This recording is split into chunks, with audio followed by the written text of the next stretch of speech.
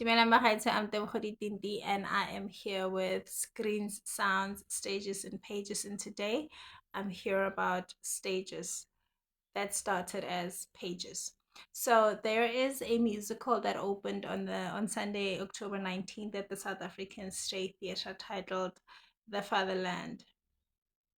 That musical is about the life ya ga Ramogolo Tlou Theophilus Cholo, affectionately known as Titi Cholo, who turned 100 years old on Monday, this past Monday, a couple of days ago. The show opened on the eve of his 100th birthday. Iconic, right?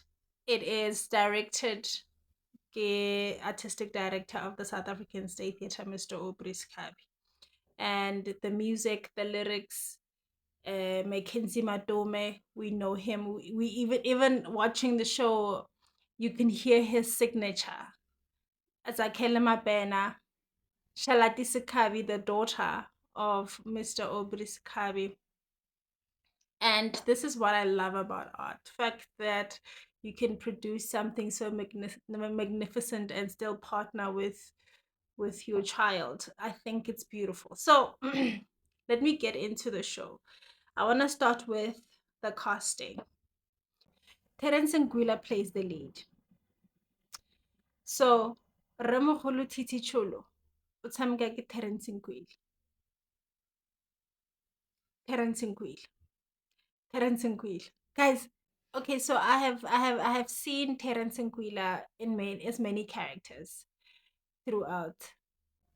I've never seen Terence Nguila perform the way that he performs for the Fatherland. He must take a shot of olive oil every morning because his voice is better than it has ever been. Or maybe that's not a fair statement to say. I can't say it's better than it's ever been. Um, this his voice is better than I've ever heard it.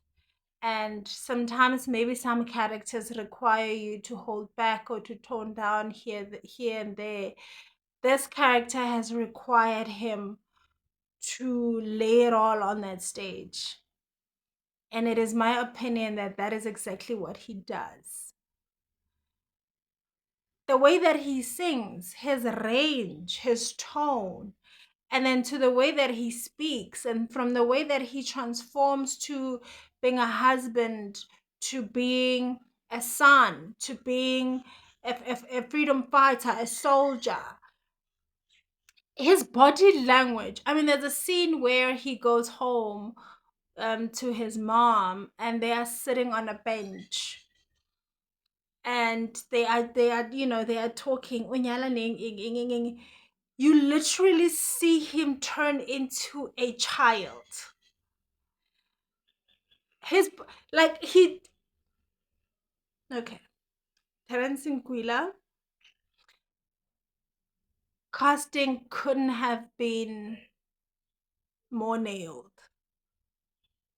I feel like for this role, he should win every award there is in South, and then he should carry on to win awards that are not even in existence yet. I feel like we should start brand new awards just so we can award him for this role. Okay, enough about Terence for now. We go to Siaka. Siaka. We go to Siaka. She plays Titi's wife. I know Siaka as a vocalist. We all know Siaka as a vocalist from Idols to gospel music. We know her. She belts. She belts a song like it has no parents. I don't know how else to put it. And she did the same. She does the same in the show. Even though on the opening night, I don't know if nerves do play a part. Also, I think this is her debut role as an actress. I'm not sure. I didn't fact check that. I will come back ka part 3 or 4 because I'm gonna talk about this for a very long time. So I felt like she was holding back, knowing her vocal range, knowing how far she can go, knowing how much she can do. I felt a bit of holding back, but then you're a wife. Again, maybe that's a character. Maybe her character is reserved and held back. And but when it comes to singing, when it comes to singing, you wanna lay it all on the floor. But of course, I'm gonna watch it again and again and again. It could have been that, but even then, even when I felt as though she was holding back, that could just be my opinion. Maybe she was giving the best that the character requires. But even then, she was great. She was great. And I don't want to give away how the show ends. But that moment, I mean, I love a fist moment. I love a beautiful fist in the air moment. And that was a fist in the air moment. And I need a photo because I didn't know that moment was coming. So I need to go back and watch the show just to get that moment. For that moment. I need that moment. And she is such a lady, Siaka. So the leads were cast perfectly, but then also Mr. Obriskabi, when it comes to casting, come on, somebody. And then we have the chorus, right? When the chorus sings, they swallow whoever is doing lead because their voices together are so powerful. If that chorus can start a choir now, goodbye all the choirs that you know. That chorus alone, Balafela, I'm telling you, if they start a choir, goodbye to all the choirs that we now know and love and adore. Because what they do there can never be undone. The music. And there's also Nzigi from the Soil fame. He's the Nziki that we know when it comes to music. I think even the people that wrote him the songs that he leads, they wrote, you know, he was at home with that kind of, the soil vibe. It still had that soil vibe. So he was good, and he's a perfect example of, if it's not broken, don't fix it. He is how we know him to be, and he is how we love him to be, how we love him. So he's perfect for that. And then you have that is his real name because he also plays different characters.